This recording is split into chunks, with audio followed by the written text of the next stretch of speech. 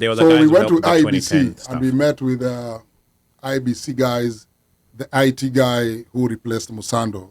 So we kind of like told them this, we expected this. When I say we expected this, because we were trying, we gave them, John did a very good presentation and showed them like the best way for the diaspora to be engaged, knowing the dynamics of the diaspora, is to vote digitally through the e-citizen platform. Yeah.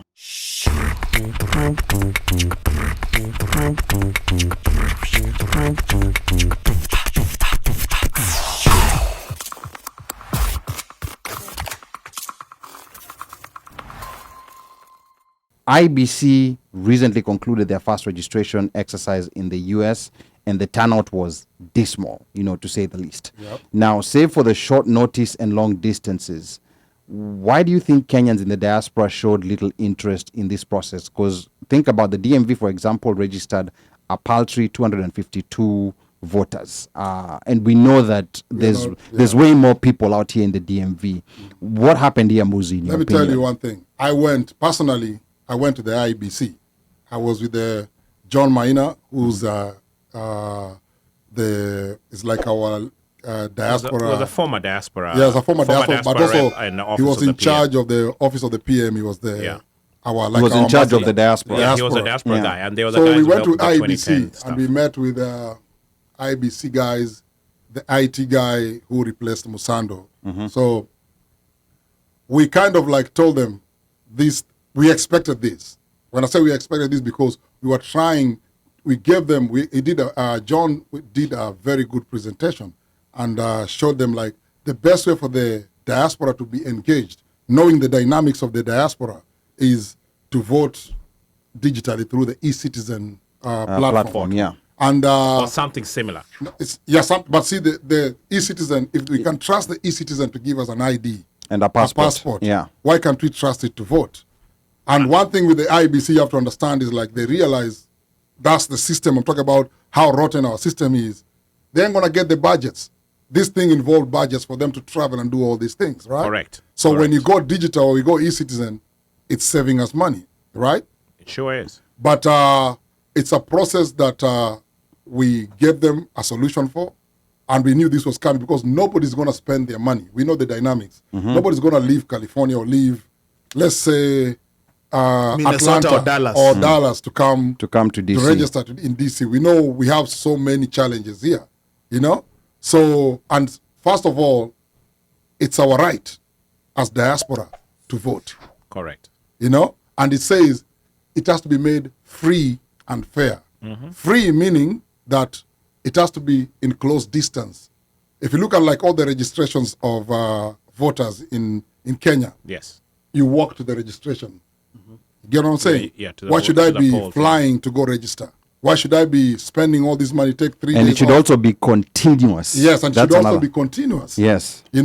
So actually, we can even use the law to claim that it was not done the way it's supposed to be done. Correct. But obviously, the other thing is like, if they do it digitally, it's like, it's gonna create, what I realize is like, to them, they looked at it like, oh, this is some other work that they don't want to do, But to be honest with you, we were expecting this because nobody is gonna leave his job for 3 days to come register to be a voter.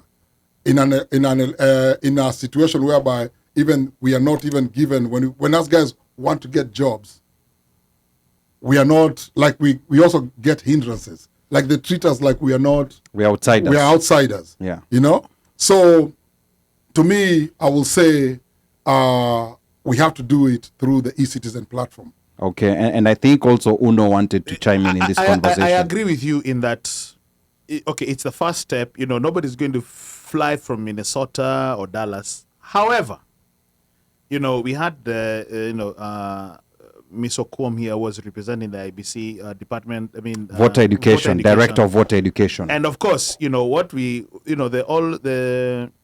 were told, per the constitution or whatever has been laid out by the constitution, this can only be done on Kenyan soil, which you know, you can't argue with that, because even if Omkio Omtata goes and argues, he's going to argue based on the Constitution. However, fine, Dallas, Minnesota, Boston, those guys were not going to travel. However, DMV, hapa tu, Yeah. hapa, a paltry 200, and yet, And that 200 also 252. included people from outside, by the way. Yeah, there's some yes, people who yes. travel. So- So, Kina so let us- Delaware, the let guys us- who so we came can say from- maybe DC labda ni 150. 150. Yeah. As A much paltry, and what I'm trying to say is this, you know, for the longest time, people, keyboard warrior, their discontent about not being considered, not being considered, or not being given the right to vote, the opportunity. yes. the opportunity to vote. Let me choose. In as much as, let's say, for example, you know, kama wezi kapanda ndege na kuenda, because ukienda wezi karudi sawa.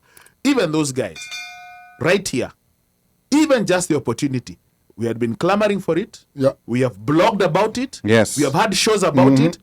We have even We've cried about it. Ali has even presented a petition. Yes. Out of all that, we have given the opportunity. Here it is. Shikeni. Fine. But wait a minute. Why is it that we cannot be able to, can we do mail-in ballots? Can they mail it in? Where do I have to go? Kerea? So questions start being asked, even now when you've been, even if it's 2 weeks, yes, 2 weeks, it's short period or whatever. And then the misinformation going around, talking about these guys are doing it just Monday, 8 to 5. The misinformation was Well, at they were another doing level. it they're doing it from 8 to 5, Monday through Monday, even on the weekends.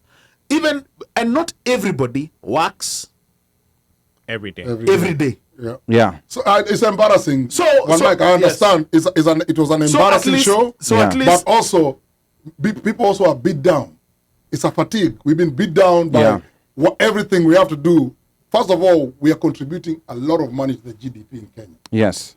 But you're always treated like we don't matter. You get my point? Yeah. So guys sometimes you get tired also of the I don't know if I should use the word, but am I allowed to curse? Yes. This is like Go for HBO. it. Okay, the fuckery in our country. You know? you could have said Madhogodhanio, but it's okay. Okay. So You didn't even give us time to tell Yeah, parents so- to cover the toys. So Yes. I'm being honest. People are burned out. Yeah. And that's why There's even burnout. when Fatigue. I There's fatigue. engaged, There's fatigue. I'll give you an example. I engaged the DP. I went to the mansion Yeah. when the diaspora went to the mansion, and we engaged the Prime Minister, Okay. Raila, on the issue of diaspora, Former Prime Minister. former Prime Minister. Get that right, please. And incoming president. Anyway, so we engaged like both of them. Hustler. And to be honest with you, I'm very passionate about diaspora things, like the same way you guys are passionate about diaspora. Because first thing, my son asked me when this Black Lives Matter, when they started killing these brown boys. So, hey, daddy man, baba, hii nchi man, imekuwa sana ni mbaya sasa. Ni kubaya. Ni kubaya. So Yeah. let's go, let's go to Kenya. Kenya. Yeah. And this is your son. This is my son. How old I'm is telling he? you, he's now 20. He celebrated his birthday 2 days ago. Oh wow. Okay. You know? And I said, and that thing hit me like, wow, you know, how can I make Kenya better for him if he cannot vote? You know? So that's why I was passionate with John Maina running the streets of Nairobi, going to IEBC. I was always available. There's no money. We are all most of us diaspora people, we volunteer. And then when I was in Nairobi, I had like there was a diaspora people were going to see.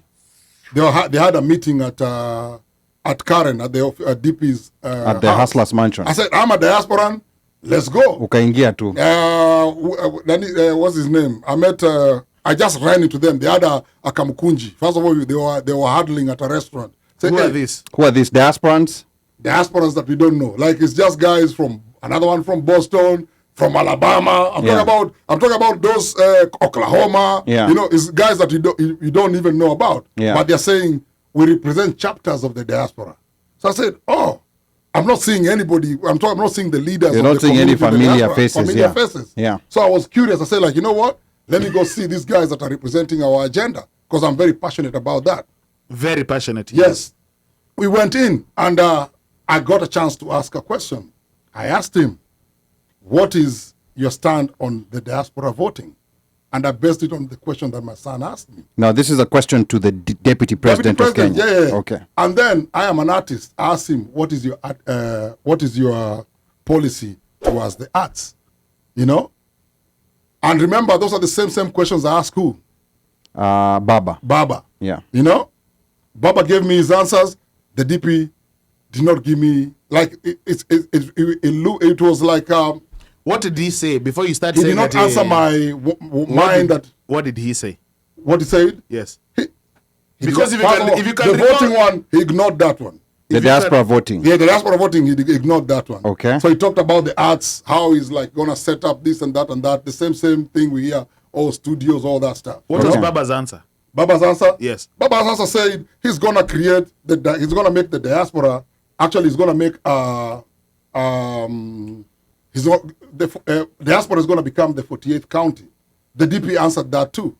You know, he said the same thing. Or he'll make the diaspora the Diaspora 48th the 48th county. county. Okay. You know? Meaning it will have political representation? Yeah, it will have political representation. Okay. But my point is like, why would we have a political representation if you cannot vote?